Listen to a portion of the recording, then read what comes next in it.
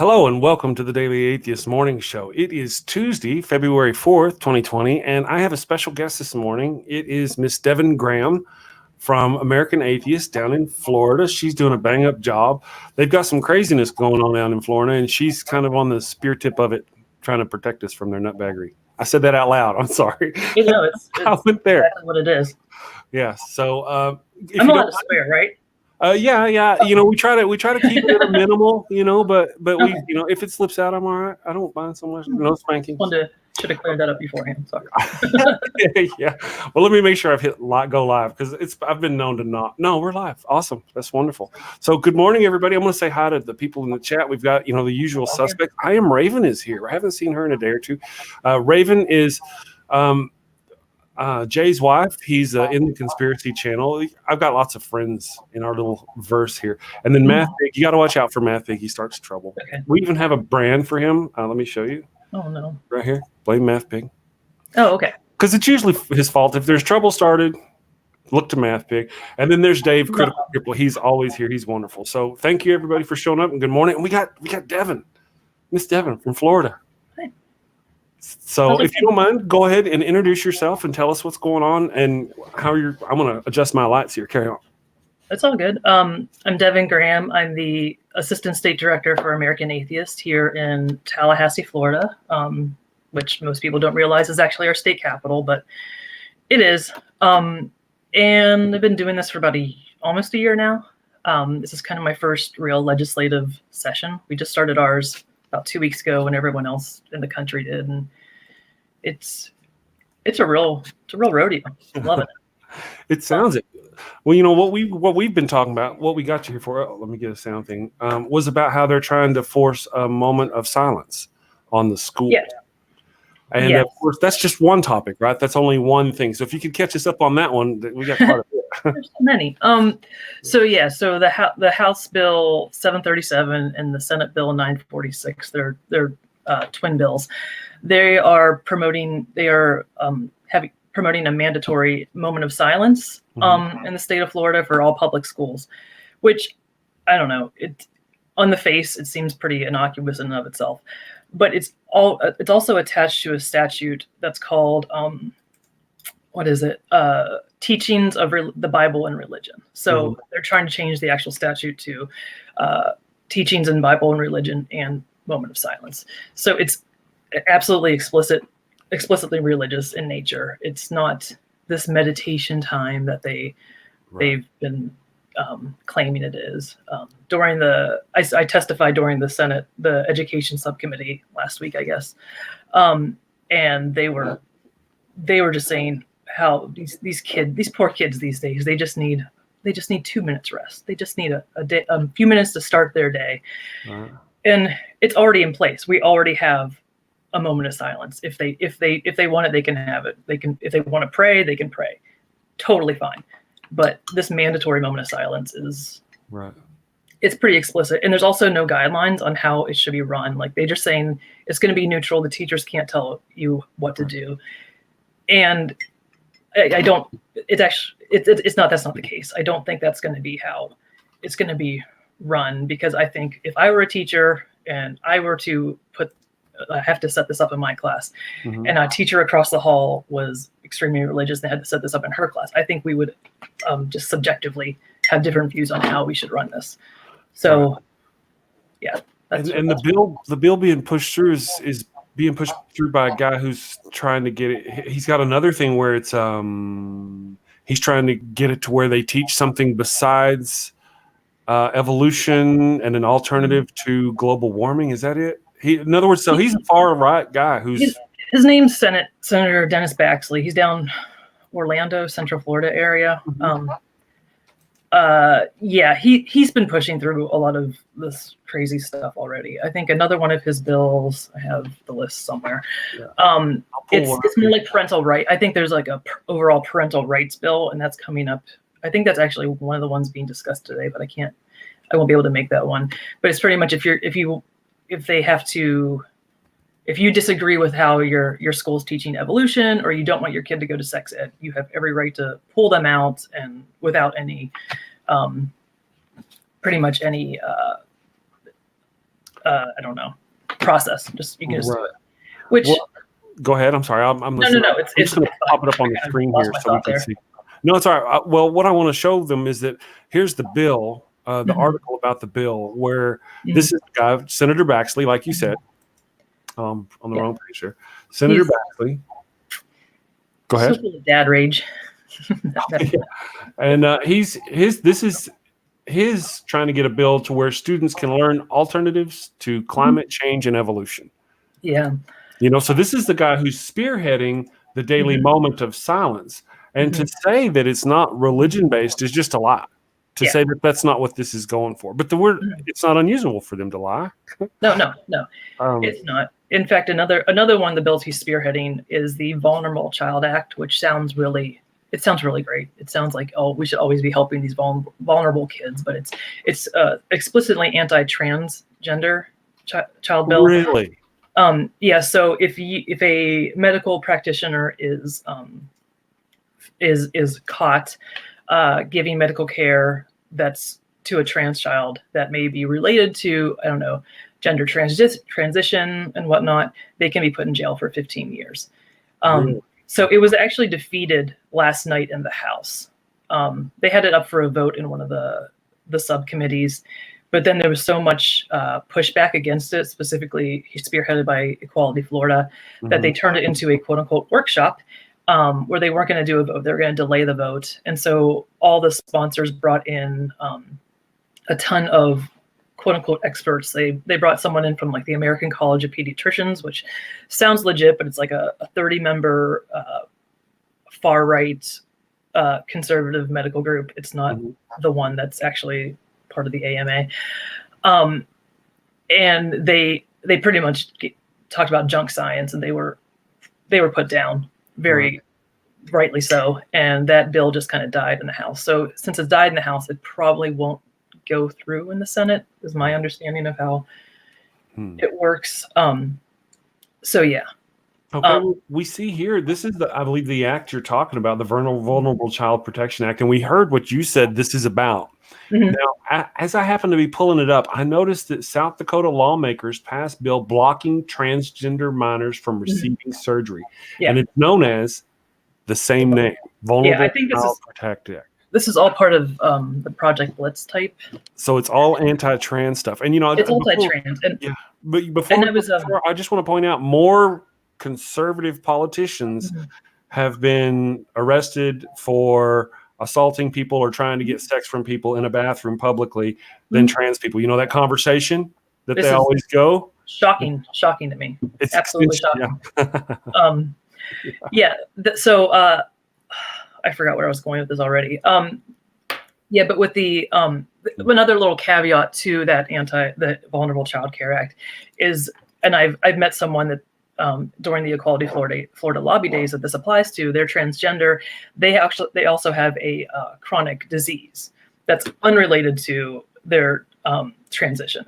So if they were to go to a physician and say, I'm having a problem with like my disease, because that physician would refer to them as their in their transitioned, but their new name, with their new gender identity, that physician could be guilty of violating the Vulnerable Child Care Act, and they may go to jail for 15 years. It's a second-degree felony. It would be a second-degree felony. So that's where that stands, and I'm hoping it's just dead and we don't have to worry about that one. It's like at every part of our society, if you want to look and see who's doing something ugly to somebody else, it's a religious group. I mean, I'm not every part, but I mean, whether it be this or they're trying to force anything else. We're just covering a minor few topics here, and we haven't even talked about what's going on in the Middle East and Muslim countries and the things they go on. I never talk about that. We just don't get that far. And here in our own country, the things, I keep pulling this damn thing out of my ear. Sorry. In our country, they've got things like that. They want to make it to where women are forced to carry dead babies all the way, dead fetuses all the way to who's behind that? A Christian conservative group. No, it's absolutely. I mean, every time it's every time. And of course, there's a lot of relations throughout our history. Those same people who are against the Roe versus Wade back in the 80s are against. I mean, it's like generational. They just bring their hate with them. Mm-hmm. Oh yeah, wrapped in a Bible. Anyone raised evangelical will say that they thought like this at some point, and it is what it is. Yeah, but I think the only argument against LGBTQ equality comes from a religious-based argument. Yeah. And so that's right there, and that should tell you that. Well, I'm going to do a shameless self-plug. I do the live show like this, but I also have a series of videos. They're scripted videos that I do. They're about 10 minutes long. And I'm currently doing a series called The Evil God Monster of Abraham. Okay. And the reason why I did that is because I wrote a book in 2013 called Atheist, and throughout that book I called it The Evil God Monster of Abraham, and I called it The Book of Death. And my series is to justify that. So I'm going through the Bible chapter by chapter, going, look at this. Isn't this the work of an evil God monster? And whenever he does the Adam and Eve thing, I'm very careful to point out, notice there's nothing but man and woman. And because of this, the trans people have been persecuted. Other people have persecuted, often with the battle cry of Adam and Eve, not Adam and Steve. Yeah. So if you want to find somebody doing something ugly, forcing little girls to have babies even though they were raped, it's a Christian doing it. Yeah. Always. Yeah. Yep. Almost always. Yeah. And which leads us back to you and your causes going down and forth. So like I said at the beginning, this is just one, right? And you're doing this. How long have you been doing this? Less than a year. I joined the American Atheist volunteer team, I guess, back in last February, kind of on a whim. And so this is my first legislative session here in Florida, and I've never really been that politically involved, but I think living here, you just don't have a choice. So I'm not originally from Florida, so I grew up with all the Florida stories and what an absolute shit show it is here. But then you're here and it's like, this is my life now and I have to do something about it. So that's where I'm at. Yeah. Well, they've got that meme on there. Just type Florida man in the new, Florida man does this and, So many Florida. But other people will argue that the reason why they do it is because Florida has mandatory reporting. And so other states have sunshine laws are very, very lax. So that's kind of why they have that. If other countries or other states had similar laws, they'd all seem just as crazy. We'd have Kansas man too. So Kansas man. I've never heard of Kansas man, but yeah, Florida. Oftentimes it comes out. I'm from Texas. Oh. So anything that's stupid, yeah, I know. Well, I guess it's a mixed bag. It really is. Yeah, I got the cool accent, but yeah, I used to hate it. I hate it, by the way. I hate it. Always tried to get rid of it. And then my wife tried to. I try to talk like Mathpig. I talk like Mathpig when I want to because Mathpig talks like this. And if you do it really breathy, you sound like the leprechaun from the. Oh. Yeah, it kind of gets him. He likes him some leprechaun. I wouldn't want to be a leprechaun. You would or wouldn't? That's not the accent I would go for. Oh. Well, we're talking about Lucky Charms. The Lucky Charms guy? Yeah. I know. Oh, yeah. So Mathpig really, he enjoys picking on him. Hey, Randy. Randy's here. Maya's here. Lots of folks are here. So hi, everybody. So what else is going on down in Florida? They've got that particular bill. What else are they doing? So the moment of silence, we've already we discussed that. What else? So the parental rights, like I said, you can pull your kid out, and so the parental rights one is if you don't agree with how your child's teacher in the public schools teaches science, evolution, you don't like how they teach sex ed, you can pull them out. And another little caveat of that bill is if your child is transgender. I keep on going back to the LGBTQ thing, but if they're having they're having some issues and they go to the school counselor and discuss that with the school counselor, like, hey, I think I'm gay. I think I might be transgender. I'm having these kind of issues. The parents will then have the right to get your file, have the counselor divulge everything to the parents without much recourse. So even if it's something like, if my parents find out I will be abused or, I will be kicked out of my house, the parents can request those files, and it has to be given to them, even if it puts the child at risk. So that's the Vulnerable Child Care Act. Where's my little list? Obviously, the study of Bible and religion is another one, which kind of goes hand in hand with the moment of silence bill. Well, the study of the Bible, I'm not against it in as much as it should be studied like the study of ancient Greek gods. Oh yeah, I would love to teach in a mythology class is where it should be taught. Yeah, as mythology. Yeah, but that's not. We have a ton. We have a ton of people here in Tallahassee that would just love to teach that Bible class. They would just love to get their hands on it. Oh yeah, I would see. And that's the whole part of my Evil God Monster of Abraham series is to exemplify. One of the things about it is that they'll come at you and they'll go, "Oh, here's our God of peace and love and justice and kind and merciful." And I'm like, wait a second, it doesn't say that anywhere in here. So I just wanted to pop up. This is you. That's me. Florida doing the thing at the place with the stuff for the people. We're the people. I'm looking at them, the senators.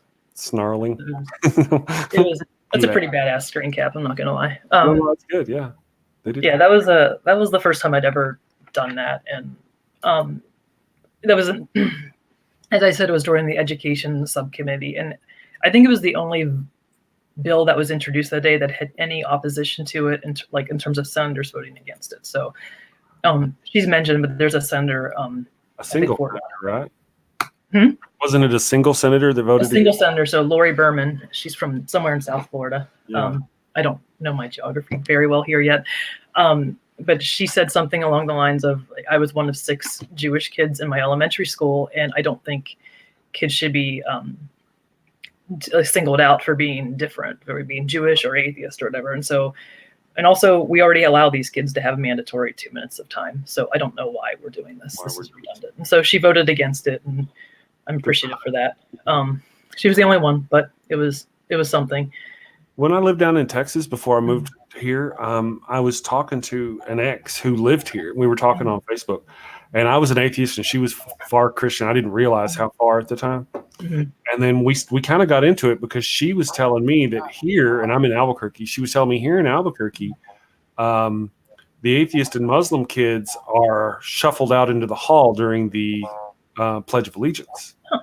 Now, this was 7 years ago plus when this conversation went down. Don't they can just sit down. They don't have to be singled out for that. Right. Why do they have to? But now I came later to find out that was a lie. Oh, shocking. Okay. No surprise, right? Shocking.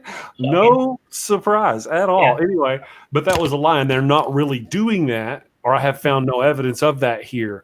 Yeah. But, and that was kind of the whole thing, trying to force it right then. Yeah. Yep. I just let the kids be kids and let them learn. I have 2 kids in Florida public schools, and I do. They're just let them be. I don't think they would. I think the school they would go to, I don't think many people would participate in it. Maybe, I don't know, but it's like they're vultures and they're trying to go after our kids. That's they're predators. They're little predators, like little what are the dingoes? Forgive me, lady, who got your baby eaten by a dingo, but you know what I mean. They're right there. If they're trying to get prayer at the goalpost.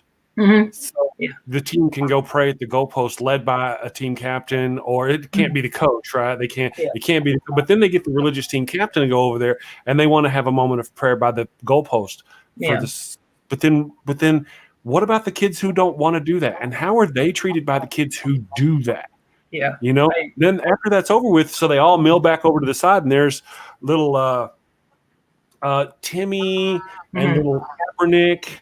Yeah. Right. Those people who didn't want to participate in their prayer, and suddenly they're ostracized. They don't get to third quarter, or whatever.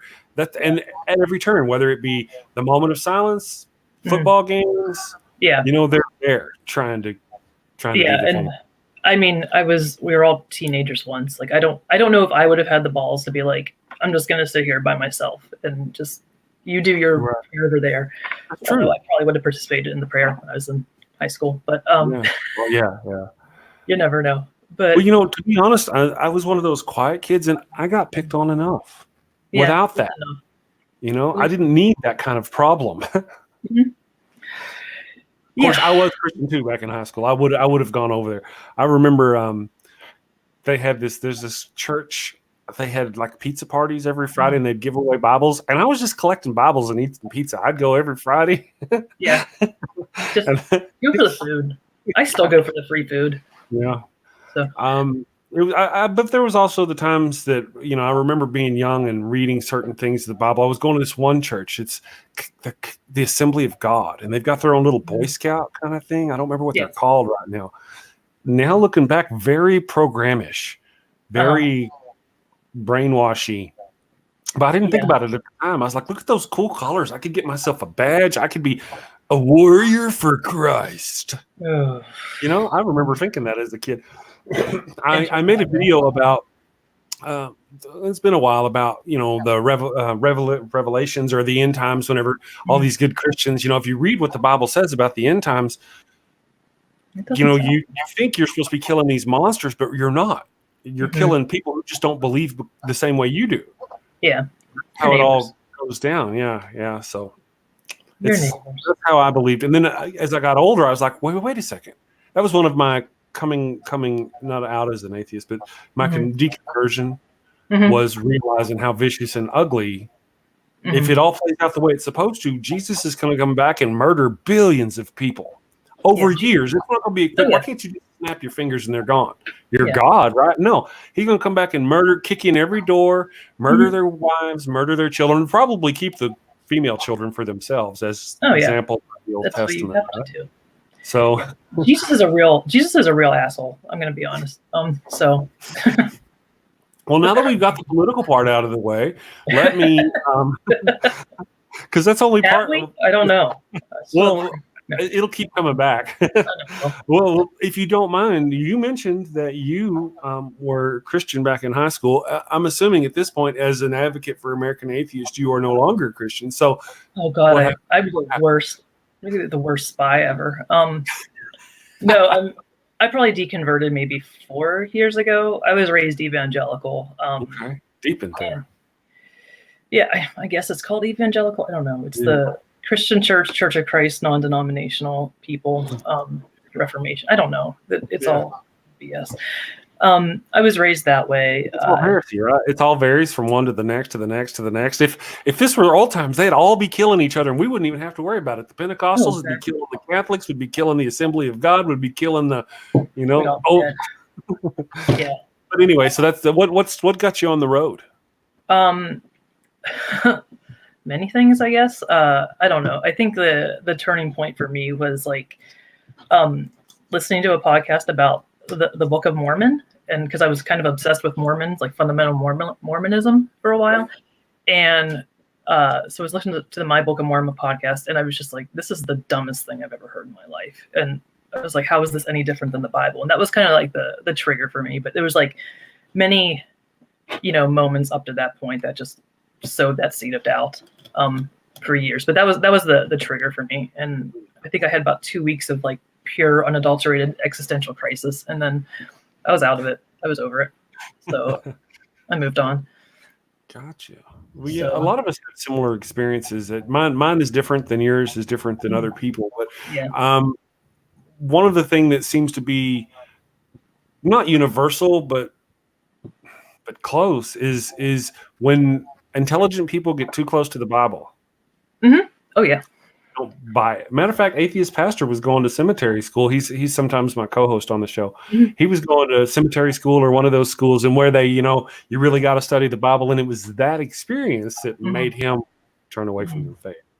Yeah, even people who are intelligent and not like in seminary necessarily. I'm in academia, and everyone always thinks that academia is like this cold, hard, intellectual white tower or whatever, but it's really not. There are actually I'm in science too, so there's quite a few religious people that, and tends to be regionally different within each region, but there's quite a few like Christians or hardcore Catholics that are doing the science, and I look at them and I'm like, I don't know how do they do it? Square that circle, but you do you. Yeah, I have a daughter who has double masters in biology. She's a she's a pharmacologist. That's what. Sorry, she's got a doctor of pharmacology. So she's way smart. She was, and although she doesn't really participate in anything, and we don't talk about it. We don't talk about religion. She still believes. She still sees the mystery. You know, no matter how much you show her about the universe and the small things that go on. She attributes all that to God. And I've seen a lot of people do that in the science ways. When I was still a Christian, I tried to reconcile evolution and my Christian faith by asking, I would ask questions like this. If you were God, would you want to just snap everything into existence, or would you like to watch millions of your creatures, billions of your creatures grow and live, and before you even got to man? They're all your creatures. Why wouldn't you want to watch them? And that was how I used to equivocate it. And now I'm sitting there going, well, this God from this Bible created all these creatures who have to kill and eat other creatures to survive. It's like the ultimate game of survival. And it's all the murder, death, kill created by this God. It's just sick if that were truly the case. Yeah. I think as humans, we all want answers. And usually the easiest answer is probably the one we want to go for. So God answers a lot of those questions. And so, I mean, if you look at, there's a ton of famous scientists like Francis Collins, who's the head of the NIH. He is a famous Christian, actually. So he's actually written a couple books about how he's, reconciled his faith with his science. Like, this is the guy who came up with the Human Genome Project. He's no slouch. He knows his stuff. But he also is a huge believer. And I think we all did that. Like, I was like, well, evolution can work within my realm of like religious thinking. And it's like, well, no one knows how long those first 5 days lasted or 6 days lasted. You know, you just kind of make up excuses. And at some point it's like, well, this isn't worth it. And it's not, I'd rather go for the hard answer, or look for the answer, even though it's going to be harder. And of course we don't know. And that's fine to say we don't know. And it's my favorite phrase is I don't know. I'll be teaching a class today, and I'm sure I'm going to be saying I don't know a lot. And we just got to accept that. Well, not knowing is not the worst thing on earth. Premise of science, isn't it? I don't know. Let's go figure it out. Yeah, that's kind of the basic admitting you don't know something and going. But the problem begins is whenever you go, you know what? Everything I need to know is right in this one book that tells me bats are birds and donkeys can talk. Yep, it's the inerrant word of God. Inerrant. Have you ever heard of the website bibviz.org? Shout out to bibviz.org. Or is it maybe com? I don't remember, but they've got all the contradictions in there. I love breaking that out during a debate when they say, or the immutable word, so it can't be muted. And then Jesus speaks in parables to which most people or all people can understand. I think you would have been a little more clear about that. But they've got this notion that's recurring. I've heard this several times, that there's a message in there that we just don't understand yet. Well, I'm like, then it's trash to the billions of people who came before who don't get that message. We have Richard Madsen. He's a really fun guy to talk to. He's got an interesting perspective, and his notion has more to be about the Bible's really telling a story of the future, not the past. And it just demonstrates the ability where you can just take this. And just apply it to whatever you want. Yeah, however you fit it into your way of thinking, and that's. And the last video I did on the Evil God Monster of Abraham series was chapter 5 of the Bible, which is really just a bunch of begats. Bob begat Tom, begat Dick, begat Harry, and that's all it is. But other people will say there's a mystical, or there's not a mystical, there's a hidden phrase in there, and if you take the first word of each name, it says something. Well, this is the Old Testament, right? The first 5, this is the 5th chapter of the Old Testament. So what they're trying to do is the Christians are trying to shoehorn Jesus into that. Yeah. So the way they interpret this message is essentially means that God created man who was imperfect. So he created another man to take the sin from that guy, and he's going to come down and give his life so the wretched so that those who despair are lifted up. Really, it's just a whole bunch of made up crap where they're trying to shove Jesus in there. And the translations are so old and so obscure, that like Seth, they said in one example, they say the name Seth means substituted. Okay. Yeah. So would you name your kid substituted? Where does that even make sense? Another one was another one of their names. They claimed the name. I don't remember the name. I've got it in the video somewhere, but they claimed the name meant sick human race. Yeah. Really? So you name your kid sick human race. That's what it meant in the ancient Hebrew. Hey, sick human race. Mm-hmm. You know, another one meant possessing. This name, right? Because it's possessing the blood of God or possessing the power of God. Mm-hmm. So you got to apply all these words to people's names. So one of them means possessing. So, hey, possessing, go tell, you know, sickness of the human race that, you know, dog's leg doesn't like you. It's just stupid. Yeah, it is. But I don't think arguing that stuff with believers like does that much to like change their mind though. And you know, when we think about it though, what that message is just saying that this guy's coming. Well, why wouldn't they say that out loud? The Bible talks about that stuff all the time. Mm-hmm. And if it wanted to be mysterious, why didn't it just go, hey, people reading this later, Jesus is coming. He's the Son of God. Why the metaphor and hidden? Because it's not really there. It's just them using the vagueness of their book or the Old Testament to shove him in there. There's an example where they talk about Jesus and his stripes. You'll know him by his stripes. Everybody's that, I'm sure. He's a tiger. Yeah. He's gotten beaten. And since he's been beaten with a whip and he has stripes on his back, that's a prophecy because the Old Testament tells us that you will know him by his stripes. The man is coming. The sovereign Savior is coming, and you will know him by his stripes. Well, wait, let's go a couple things. One is that lots of people got beaten with whips back in the day. So, but then the other thing is when you go read the Old Testament, it doesn't actually say the sovereign Savior is coming. It's a story about some kind of thief who got caught and he got beaten and he's got stripes from getting beaten. It has nothing to do with prophecy or anything. Yeah. They just shoehorn their Jesus into that. Yeah. You know, and in reality, of course, Christianity is a blood cult. It's a blood, and you know, Jesus was the blood sacrifice. They don't like to talk about that. The modern Christians don't like to admit that it's a blood cult. But when, like, we sing the songs, blood's a good thing. Washed in the blood of Jesus. Yep. You've heard that, right? Oh yeah. Yay! Sometimes my sister and I have church sing-alongs. It's fun. We remember the most obscure, crappy songs we would sing in Sunday school and put it together in 3-part harmony with her husband, and it's a good time. It's a good walk down memory lane. Sounds like fun. Now, how long have you been in Florida? You said 5 years now. I've been here. So you became an atheist while in Florida. Okay. Nice. I call it my road to Dothan. I was traveling a lot my family was in Nashville, and so I moved here on my own, and then just every other weekend I'd be driving up to Nashville, and so I spent a lot of time on the road, this really crappy 4-lane road, and you have to pass through the city in Alabama called Dothan, and I feel like I've had so many I don't know, it was like my road to Damascus for me, and it was like I had so many epiphanies on that road. I just became enlightened on the road to Dothan. So that's my thing right there. Dothan. So it was, yeah. So this really is all new for you then.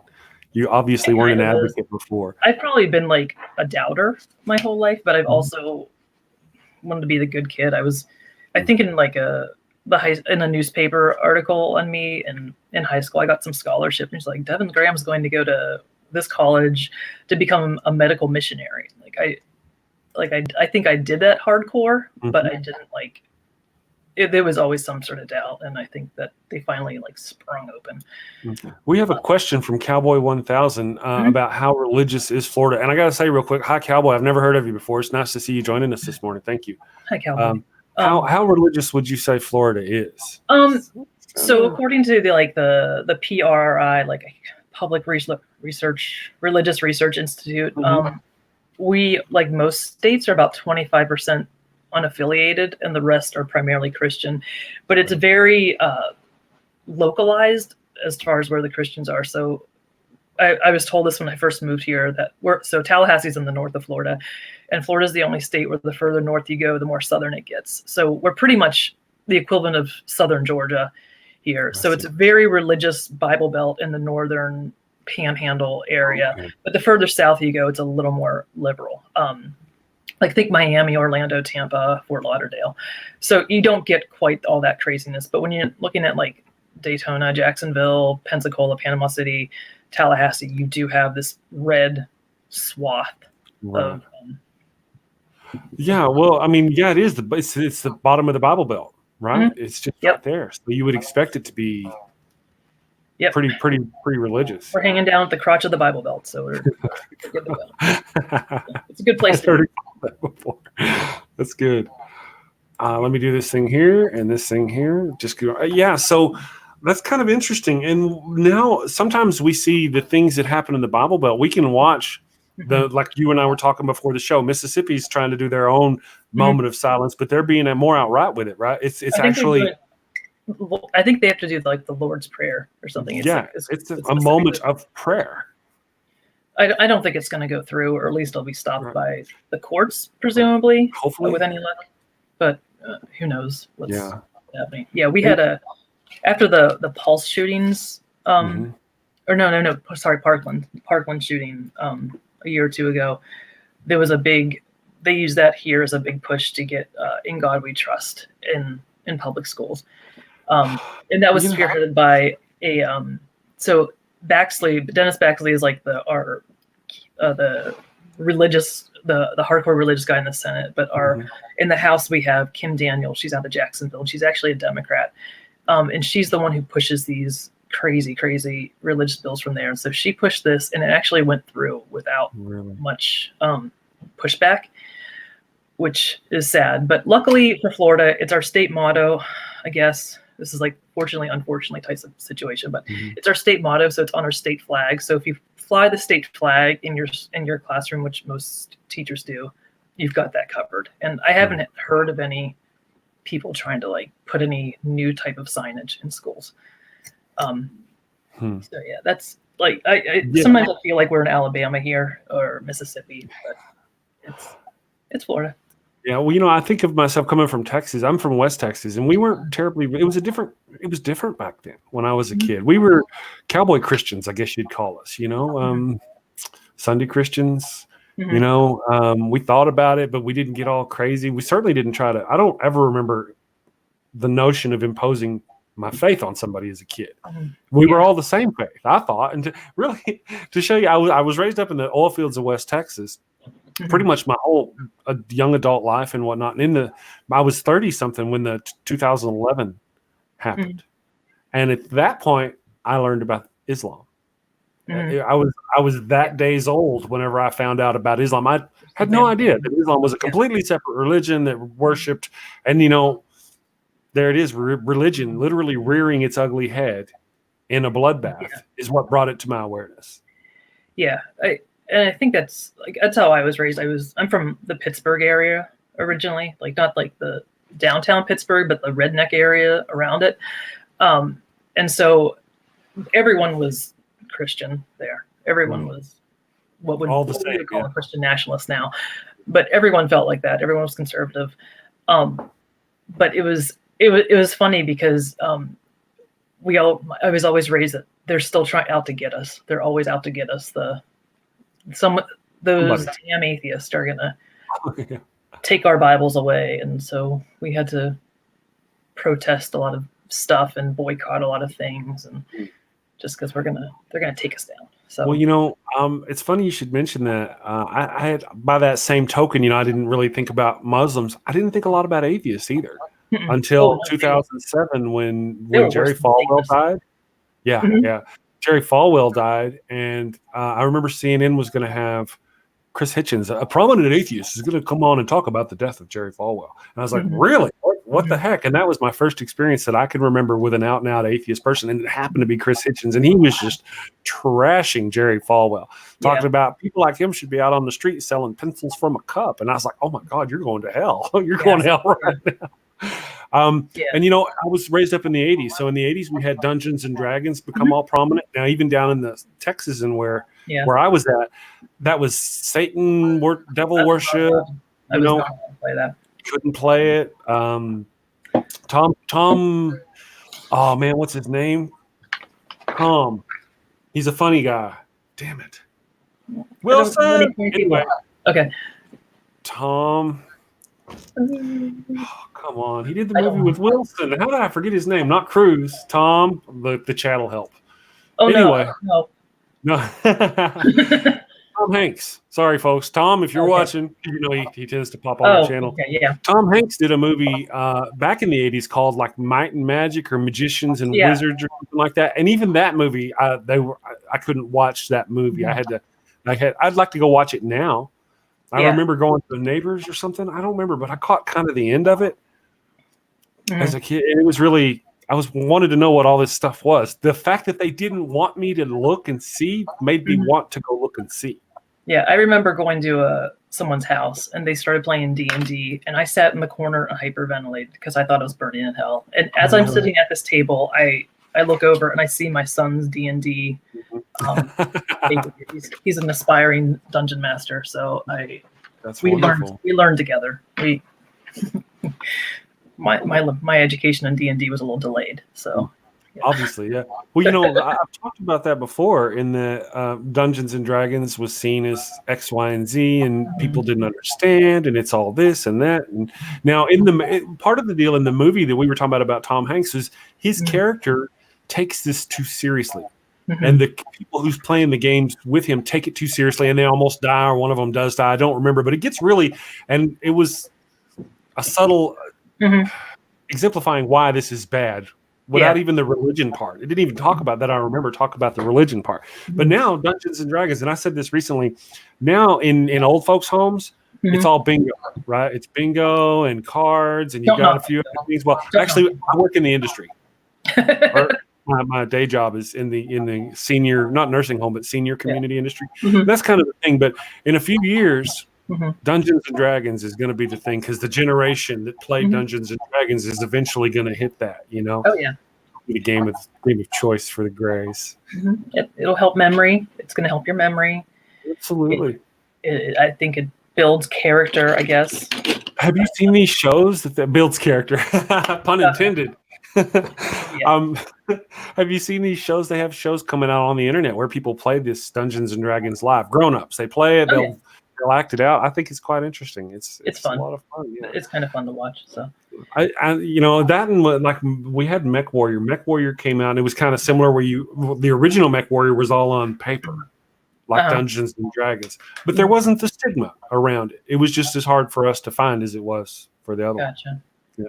And we had a cousin come through one night when we were like 12 or something, and I lived in Oklahoma at the time, and we had a cousin come through, and we played this little thing of Dungeons and Dragons. He DM'd it for us. It was interesting, As an adult, though, I went and I found 20. I was 20. I went and found this group. They were doing Dungeons and Dragons. I thought that's going to be cool. So I went over. I was trying to write books at the time. I went over and I was ready. I had my character all ready. And the dungeon master and his girlfriend, it was pretty much all about them. The whole story was about his character and her character and this right here. And we just sit there and watch. That was my real experience with Dungeons and Dragons. I did not burst into flames. No, you're still here. I am still here. You came out unscathed, so yes, you made it. Warhammer was. This is Mathpig with his Irish accent. He was saying Warpig. Mathpig. By the way, I did put you in the description. You are linked in the description. So quit your nagging. Quit. Just quit. Just quit nagging. I gave him enough trouble that he said I ought to put him in the description and a link, at least chill him out. Right? The movie Big was about, here's a comment he's gotten. That's interesting that he would say this, especially coming out in the 80s, early 90s. The movie Big with Evil Magic. Do you remember the Sultan? The Sultan. Vaguely. Like, didn't he just turn him into an adult? Was that it? Well, he was. I think that was it. He was a kid, and he went to this like a carnival game. Yeah. He was a sultan, which is Islam, or whatever, and there was a boo about it too. So it's all about Satan. Satan, the devil did it. Yeah. But then again, there were also shows like with a Crypt Keeper. Yeah, I'm definitely not allowed to watch that. Zordan. His name was Zordan. Okay. Oh boy. Let's see what Ann Bendixson, I hope I said that right. One of her public students said his parents didn't want him to read Ray Bradbury's Something Wicked, This Way Comes, since there was evil in it. But by that notion, it's great that she points that out. Are they allowed to read the Bible? As long as you read it as a piece of literature, it's allowed.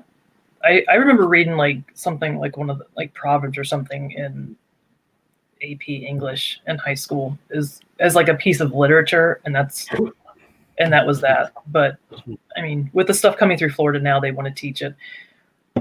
They want to teach it as quote unquote literature, but it's not going to be.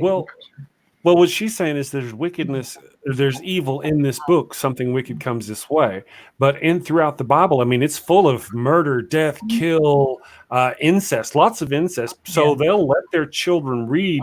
They're not going to read those parts. They're not going to read those parts. Well, I mean, like the story of Lot. Everybody knows the story of Lot. Well, they know what part of the story of Lot. They don't know. That's right.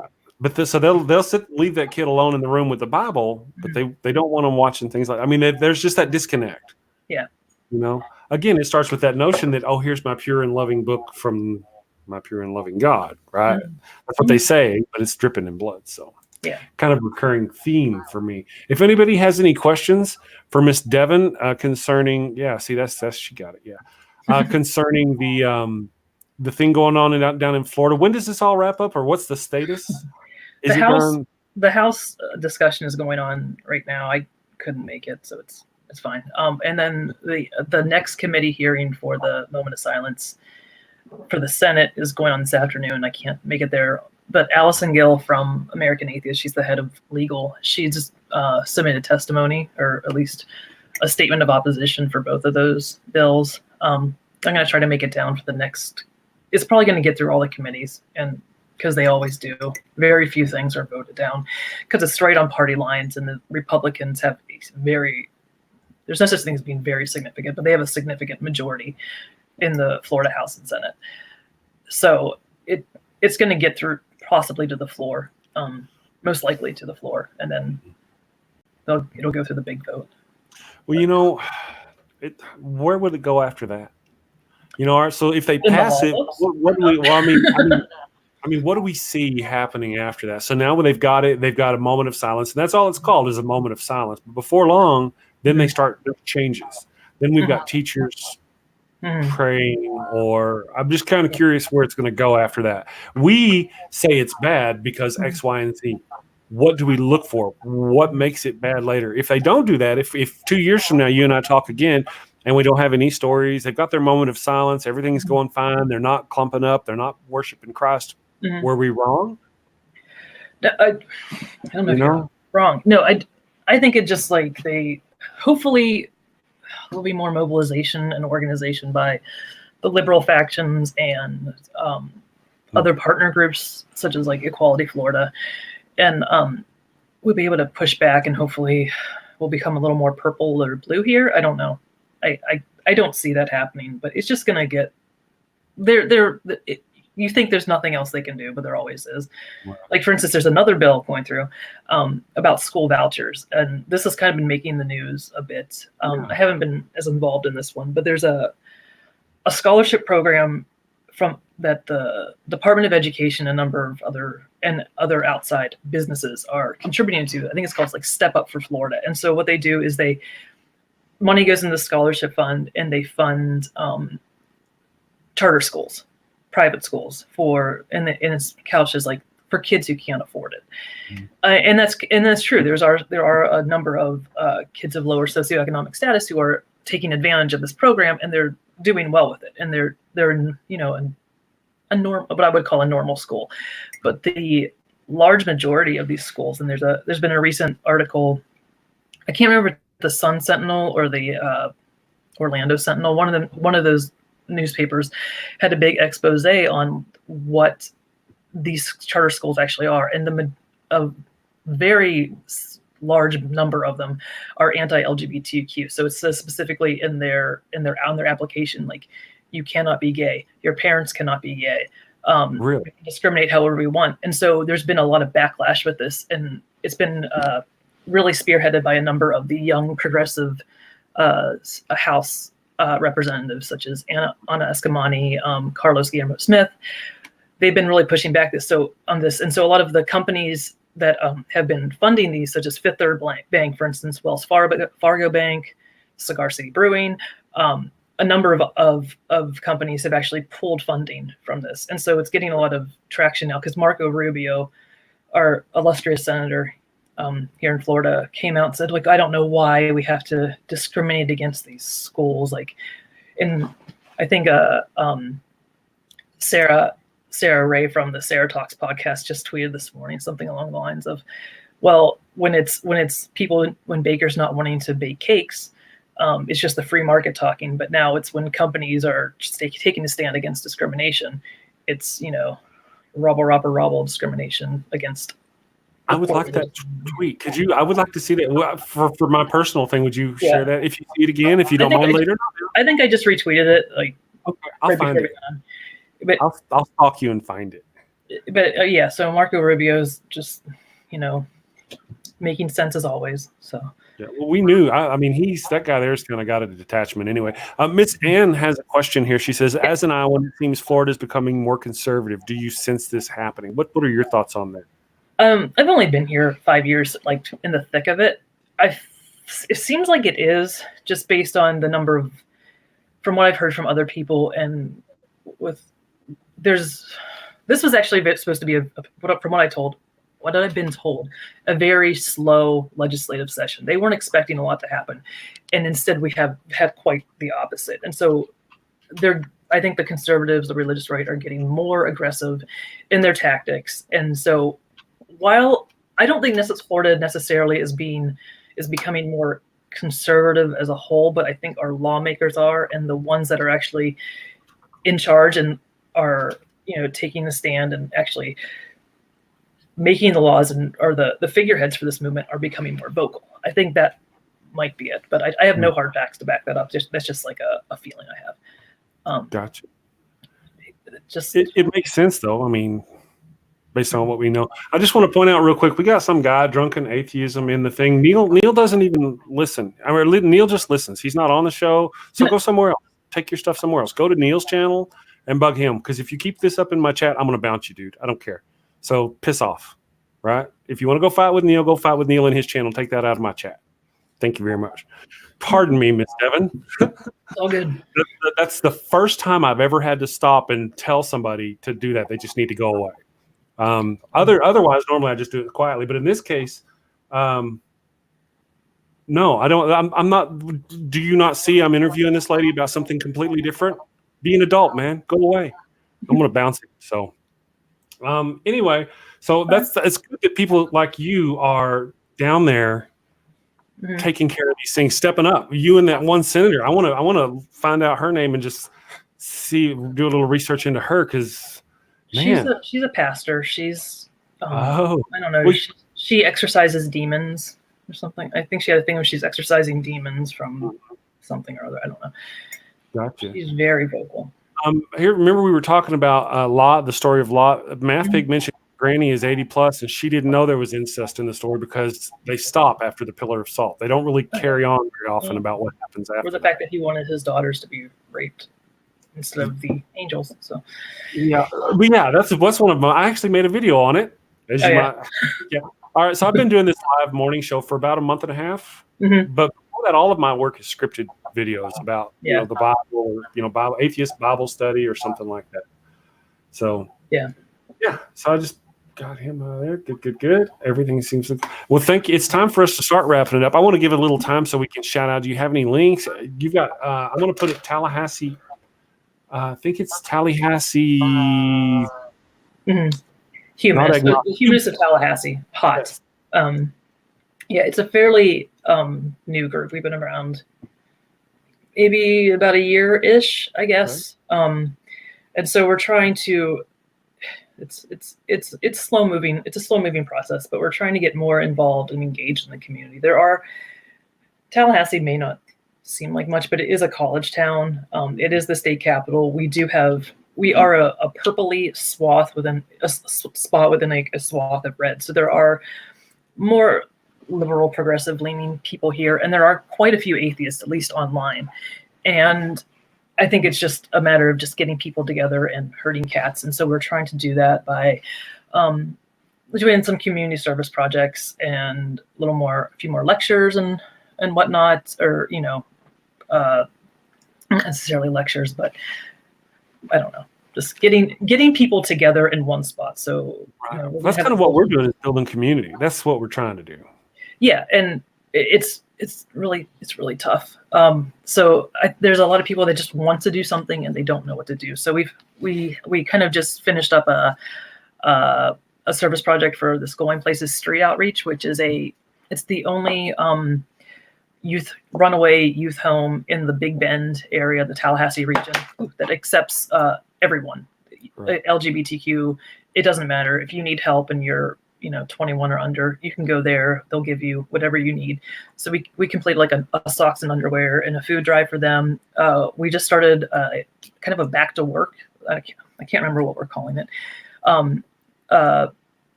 Project with the International Rescue Committee here. International Rescue Committee here in Tallahassee.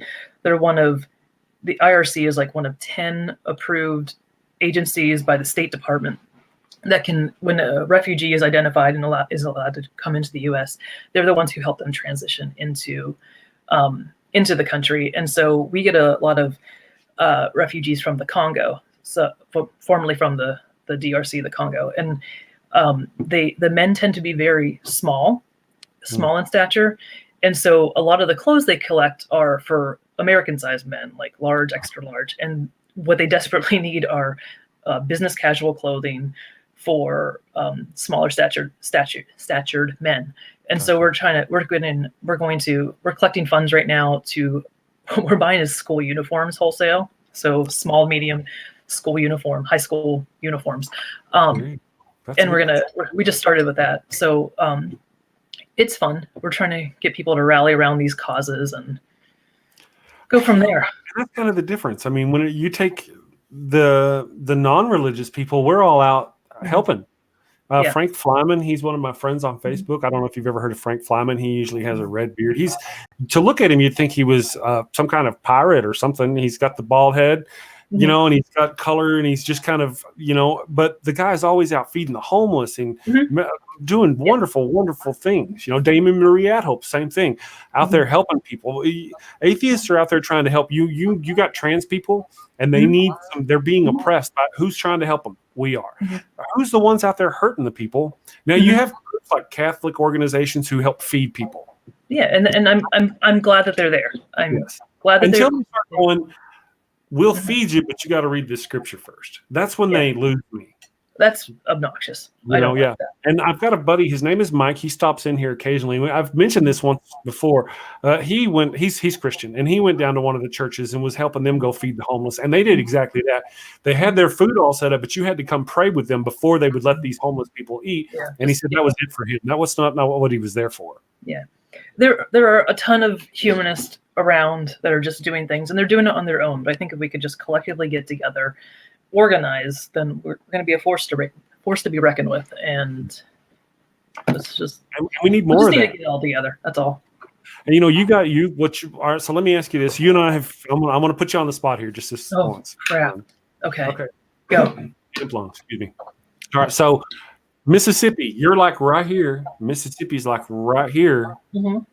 Let me do that. I'm going to do that backwards for the other folk. Right there. Okay. What are you? Mississippi is having the same problem. What are you doing to organize with the people in Mississippi with American Atheists? Is there any kind of organization, multi-state, where y'all are working together? As far as multi-state, nothing that's been truly set in stone. So American Atheists they are putting a ton of resources into their grassroots state directors. So right now, Florida is we just came online with Florida. So we are probably the newest group of state directors. And so I know that I collaborate to some extent with the Alabama state director, because she's over in Mobile, which is just a couple hours away from here. So we don't have anything set in stone, a contract by any stretch of the imagination. But right now, for me personally, I'm trying to get things together here in Tallahassee, and then I can work with other groups. It'd be great if we had a little Southeast collaborative of some sort, and that's probably in the works. But for right now, I think it's just getting settled here and getting organized at the local level, and then we'll move on. Okay. We do have in Alabama. We do have a Mississippi state director, assistant state director. So Gotcha. they're there. Right. They're busy. They're busy. I really bet they are. And I'm going to get them on the show. I need to stalk them and get their names and put them on the show. You're welcome to come back too. I'd like to hear more about this as we go forward. Maybe the end of the legislative session when we. Okay. Yeah. Well, part of it is you're doing this and we didn't know. I didn't know. I had no idea. This is going on down there, and the rest of the place, it just happens. Yep. We got the word out, Yeah. If you're doing something that works, it'd sure be nice if Mississippi could do that same thing. Or whatever. I'm sure they are. Right. And that's one of the things that I was talking about with Justin doing. Now, I'm not even a member of American Atheist. You should be. Right. Well, that's a complicated deal now because now me and the wife talked about it. If I run down right now and become an American Atheist, that's like I'm pandering to American Atheist. Yeah. Coming on my show, and I was like, well, to hell with that. Who cares? I'm a member of multiple organizations. This is not a church. You're not a member, and you don't have to like take communion with us and only us. You can do whatever you want. Well, after learning about you and what you've got going on, Justin and what he's got going on, I look here at my own state and I'm like, well, maybe I need to start participating. Where are you at again? I'm in New Mexico. Yeah. We got a few people out in Arizona. I don't think we have anyone in New Mexico. So. I think they have. I see names with no pictures on your website. Oh. So I was thinking about maybe trying to contact them and see what's going on. Me and a friend here, maybe Mathpig, I don't know. But me and a friend here, we're talking about helping American Atheists possibly set up a Discord channel and stuff like that they could use across the States. I haven't heard back from them yet, and we things, but I mean anything that we can do to help. Yeah. It's all about getting the word out. Yeah, and building our community because in numbers, it's numbers. And but the opposition has numbers, and they have numbers and they have money, and we don't either. It's always going to be an uphill battle, and I think we just accept that and just put your nose to the grindstone and go for it. I mean, what choice do you have? True. Well, I appreciate you stopping by. I'm going to shut it down, and we're here at the 7:00 hour. Tomorrow, we're going to have Carl Merritt, the liberal atheist comic. He's going to be here. That's going to be some fun.